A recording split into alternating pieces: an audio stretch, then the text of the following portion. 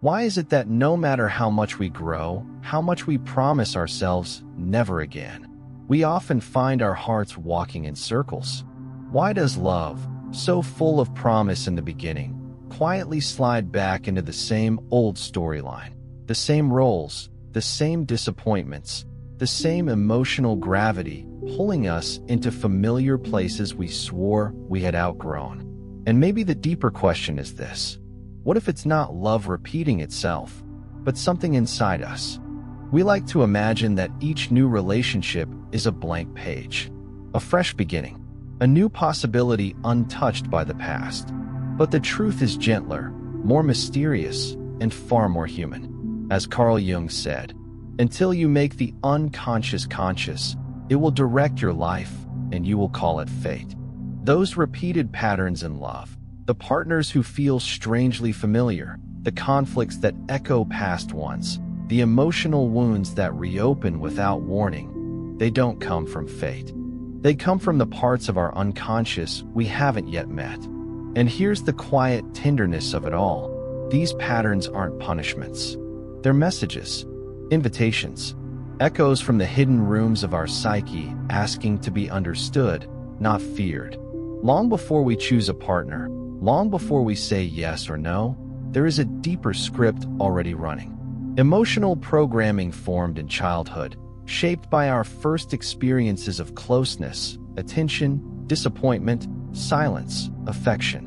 These early impressions settle into our nervous system like ancient fossils.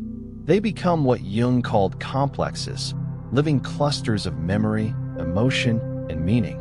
And in love, complexes become magnets. They draw us toward what is familiar, not necessarily what is good. They make home feel like the pattern we know, even when that pattern hurts.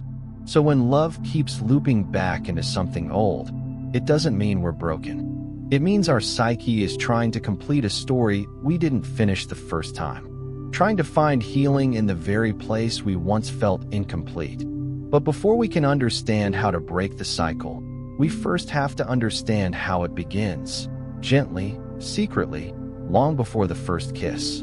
Before love becomes a story between two adults, it begins as a whisper in childhood, a subtle emotional climate shaping us long before we have the words to describe it. The way someone looked at us, or didn't, the warmth we received, or the warmth we longed for, the moments when we felt held, and the moments when we felt invisible. All of it quietly seeped into the foundation of our inner world, forming what would one day feel like our type. Carl Jung believed that childhood impressions do not simply disappear. They become archetypal imprints, patterns of feeling that continue to live within us. And in relationships, these imprints awaken like sleeping giants. We think we chose a person freely, consciously, but so often, the choice is guided by what feels familiar to our inner child, not what is healthy for our adult self. Think of the child who had to work hard for love, tiptoeing around moods, earning approval through perfection or silence. That child grows into an adult who confuses love with effort, who mistakes emotional labor for devotion. Or consider the one who felt overlooked. They may grow into someone magnetically drawn to partners who are distant, unavailable, unpredictable, because on some unconscious level, the hope is to finally succeed where they once failed. This isn't weakness. It's psychology. It's the psyche trying to resolve unfinished business. Jung described this as the repetition of the mother and father complexes, not in a literal sense, but in an emotional one. We seek in others the chance to rewrite our earliest chapters, to turn pain into healing, absence into presence. Yet paradoxically, we often recreate the very situations that once wounded us, not because we want the pain, but because the psyche is driven toward what it recognizes. And here's the most breathtaking part. The child inside us is not trying to sabotage our love life. They are trying to heal it. Every repeated pattern is an attempt, sometimes misguided, sometimes courageous, to find resolution. But what happens when these childhood echoes become louder than the present moment? When the past starts coloring our choices with a shade we no longer want to wear. That's when the loop begins. And unless we bring awareness to it, the loop will keep spinning silently, predictably, painfully. In the next part, we'll peel back the layer of why chemistry is often just emotional déjà vu, and why the people who feel instantly familiar are often the ones we must understand with the most care. We often talk about chemistry as if it were magic, an electric pull, a spark, a certainty that this person is meant for us. But what if that spark isn't destiny, but memory? What if the sudden magnetism we feel towards someone isn't the universe orchestrating a perfect match, but our unconscious recognizing an old pattern? Carl Jung wrote that the meeting of two personalities is like the contact of two chemical substances. If there is any reaction, both are transformed. But here's the hidden twist. Not every reaction leads to transformation. Some reactions simply awaken dormant wounds. That instant familiarity, that strange sense of, I've known you forever, often comes from the psyche recognizing an emotional landscape it has walked before. The rhythm of someone's presence, their tone, their unpredictability, their emotional distance or closeness, it resonates with something we once adapted to, something we survived, something we tried to understand as children. To the unconscious, familiarity feels like safety, even when it isn't. This is why someone who treats us kindly, consistently, gently may feel boring, while someone who carries traces of our old emotional environment can feel irresistibly alive. It's not that the heart prefers chaos. It's that the psyche tries to complete old, unfinished stories. Jung called this the compulsion to repeat, a deep psychological drive to recreate unresolved dynamics in the hope of finally resolving them. So when we say, they just felt like home, we must ask, is it a home built on love or a home built on wounds? And here's the part that's hardest to admit. The very people who ignite our strongest desires, our deepest longing, our most consuming passion are often those who mirror the emotional inconsistencies we once normalized. They scratch at the places where our inner child still waits for someone to stay, to choose us, to see us fully.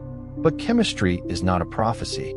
It is a signal, a clue, an invitation to become conscious of what pulls us and why.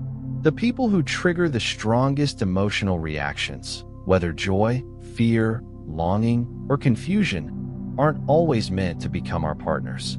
Sometimes they are meant to become our mirrors, reflecting the places inside us still seeking healing. In the next part, we'll explore how we internalize these patterns and begin unconsciously performing the same emotional dance, even when we desperately want a different ending. If repeating patterns in love were only about choosing the same kind of partner, breaking them would be simple. We would just choose differently.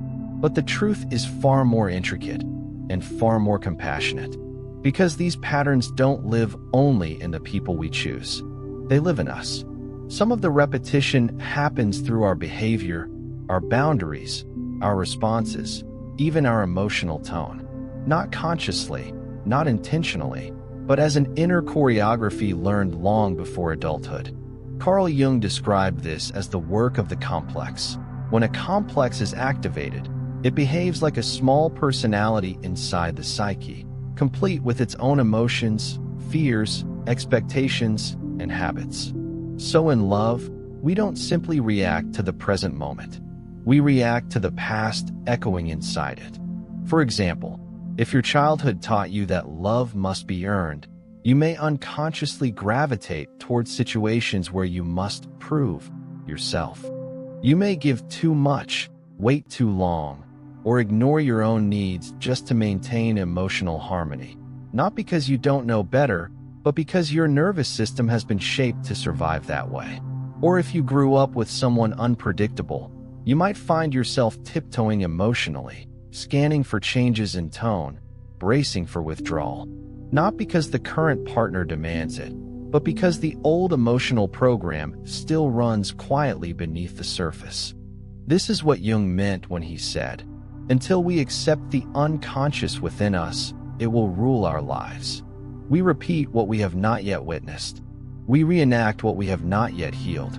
And here's the most humbling part. Even when we meet healthy love, steady, warm, available, it can feel unfamiliar, almost confusing. Our inner choreography doesn't know how to dance to its rhythm. The old steps, the old instincts, the old self-protective strategies rise up automatically, trying to recreate a landscape the psyche understands. We might push people away, or cling to them, or test them endlessly, or silence our needs to keep the peace.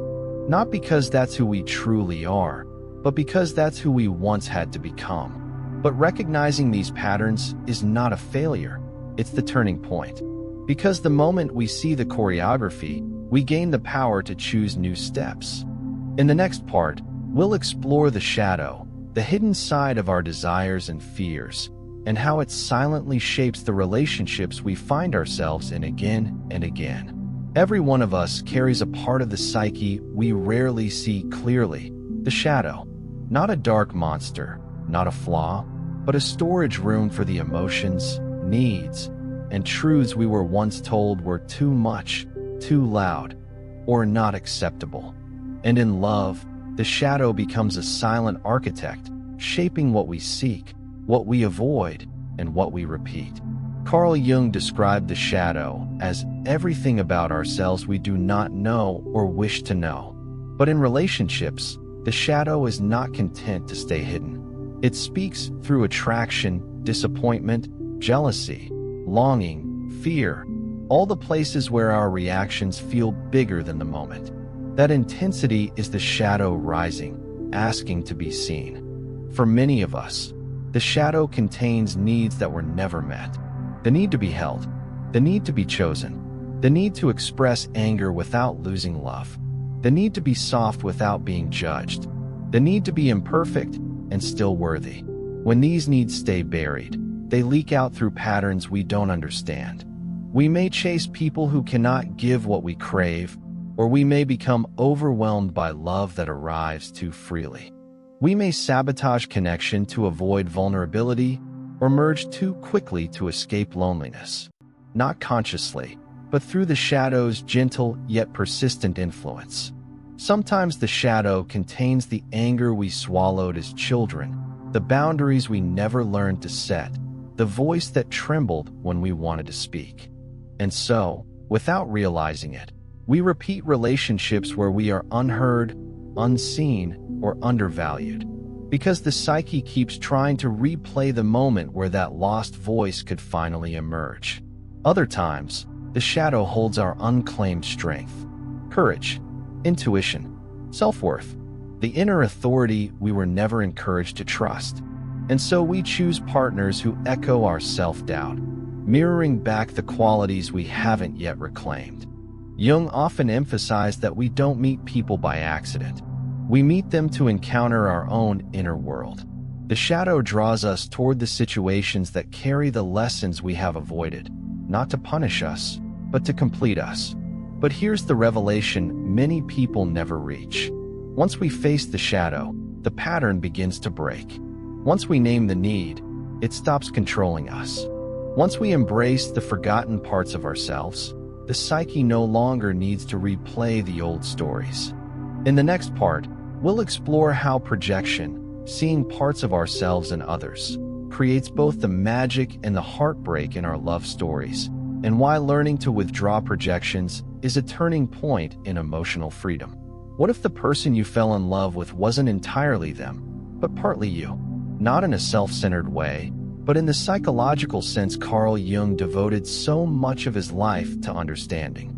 Because in love, we rarely see another person as they are. Instead, we see them through a filter of our desires, fears, memories, and unmet needs. Jung called this projection, the act of placing parts of our own psyche onto another. And here is the tender truth. Projection is often what creates the first spark of love. We project our longing for stability onto someone calm, our longing to be saved onto someone confident, our longing to be chosen onto someone simply attentive. our longing for emotional warmth onto someone who offers a single moment of softness. We don't fall in love with the person. We fall in love with the part of ourselves we've forgotten, reflected through them. But projection is a double-edged mirror. Just as we project our light, we also project our fears. The partner becomes the carrier of our insecurities, the one who might leave, betray, withdraw, abandon. Suddenly, every silence feels loaded, every delay feels symbolic, every misunderstanding feels like a storm. Not because of what is happening in the present, but because of the history we're unconsciously reliving. Jung wrote, "What we reject in ourselves, we often encounter in the other." This is why a relationship can feel both magical and maddening, because it's not just two people interacting. It's two psyches, each projecting, each triggering, each awakening parts of the other. Projection is not a flaw. It is the psyche's attempt to show us who we really are. But the moment we begin to see the difference between the person and the projection, something shifts. The fog lifts. The emotional intensity softens. The pattern begins to loosen its grip. We start to see the partner more clearly, not as a savior, not as a villain, but as a human being with their own unfinished stories. And we begin to see ourselves more clearly too. When we withdraw our projections, when we stop asking someone else to carry the weight of our childhood wounds, a new kind of love becomes possible. Not the frantic, looping love of old patterns, but a conscious love rooted in awareness. In the next part, we'll explore how the unresolved inner child shows up in adult relationships, and why healing doesn't begin with the other person, but with meeting that child inside ourselves. Inside every adult sits a child who never stopped hoping for what they didn't receive. Not in a naive way, not in a childish way, but in the most human way possible. Because the child within us carries the first blueprint for love, the first understanding of closeness, comfort, touch, attention, and emotional safety. And when that blueprint has missing pages, torn chapters, or confusing lines, the adult version of us doesn't simply grow out of it. We grow around it. Carl Jung believed that the inner child, though he used different symbolic language, represents the core of the psyche, the original self untouched by time. It is the keeper of our tenderness, creativity, intuition, and vulnerability. But it is also the keeper of our earliest wounds. And those wounds show up in love in ways we rarely recognize. If you ever found yourself needing too much or too little, if you ever lost your voice trying to keep someone close, if you ever panicked at silence, withdrawal, or change, if you ever stayed in relationships long after the tenderness was gone, you weren't being irrational. You were being loyal, loyal to the child inside you who still fears being forgotten. When a partner ignores us, the inner child feels abandoned. When a partner criticizes us, the inner child feels shamed. When a partner pulls away, the inner child feels unsafe. And when a partner loves inconsistently, the inner child feels responsible, as if love must be earned, negotiated, or performed. This is why some relationships feel so big, so overwhelming, so much larger than the situation itself. It's not just the adult reacting. It's the child inside calling out for the care they never received. But here is the turning point, the moment where old patterns begin to melt. The healing the inner child longs for cannot come from a partner. No person, no relationship, no promise can replace what was missing in childhood. That work belongs to us. And when we begin to nurture our own inner child, gently, consistently, compassionately, something extraordinary happens. We stop choosing partners to fill emotional gaps. We stop tolerating situations that echo old wounds. We stop chasing what hurts and calling it love. We begin to choose from wholeness, not hunger. In Jung's view, this is the doorway to individuation, the moment when we stop asking the world to complete us and begin completing ourselves. In the next part, we'll explore how the animus and anima, the inner masculine and feminine energies Jung described, shape the partners we choose and the patterns we recreate, often without even realizing it. Carl Jung believed that inside every person lives an inner opposite, an invisible companion who shapes our desires, ideals, fantasies, and expectations in love. For women, this is the animus, the inner masculine. For men, the anima, the inner feminine. Not gendered traits, but archetypal energies, strength and sensitivity, logic and intuition, structure and flow. And whether we know it or not, these inner figures silently influence whom we fall for and why. When the inner masculine or feminine is wounded, underdeveloped, or unconscious, we go searching for it outside ourselves. We look for someone to embody what we haven't yet integrated. Someone strong enough to carry what we fear. Someone gentle enough to soothe what we hide. Someone wise enough to guide what we doubt. This is why certain people feel like destiny on first contact. They match the image inside us, not fully, not perfectly, but enough to activate a powerful recognition. But here's the challenge Jung warned about. When our inner masculine or feminine remains unconscious, we don't relate to the real person in front of us. We relate to the archetype we have projected onto them. A woman with an unintegrated animus may seek partners who appear decisive, bold, emotionally contained, not because these traits come from her heart, but because her psyche is trying to reclaim an inner strength she hasn't yet embodied. A man disconnected from his inner feminine may be drawn to partners who express softness, intuition, emotional warmth, qualities he has not yet allowed himself to cultivate. The problem is not the attraction. The problem is when we expect the other person to be what we haven't yet become. This creates an imbalance, a kind of inner dependency, where the relationship becomes a substitute for inner development. And that, inevitably, leads to repetition. Because instead of integrating these energies within ourselves, we keep searching for them in others, again and again, partner after partner. But when we start to cultivate the inner masculine, our direction, clarity, courage, or the inner feminine, our intuition, empathy, emotional truth, something extraordinary begins to shift. We stop expecting a partner to fill the role of our missing inner parent. We stop choosing people based on wounds. We stop repeating the same storyline in a different body. Instead, we begin to attract and be attracted to relationships that mirror our growth, not our grief. Jung believed that true love begins only when the inner masculine and feminine find balance within. Because then, we are not searching for completion. We are meeting others from a place of fullness.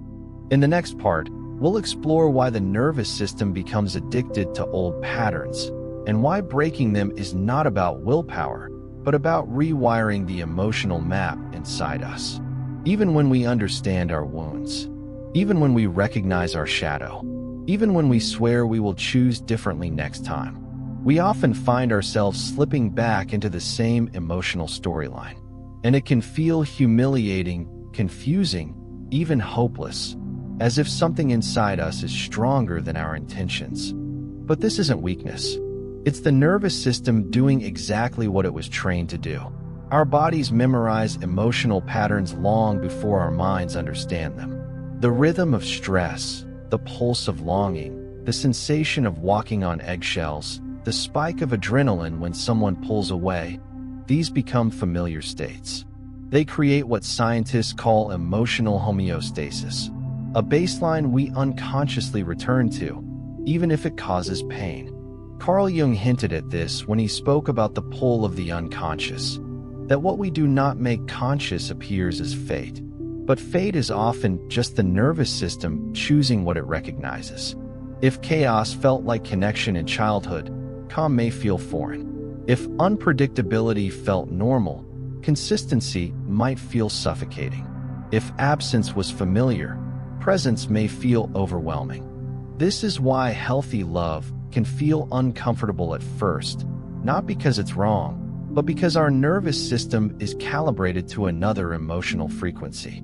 The body whispers, This doesn't feel like home. But it's not home the body is referencing, it's history. This is also why toxic patterns are so hard to break. The nervous system becomes chemically attached to the cycle. The high of closeness, the low of distance, the hope, the disappointment, the reconciliation.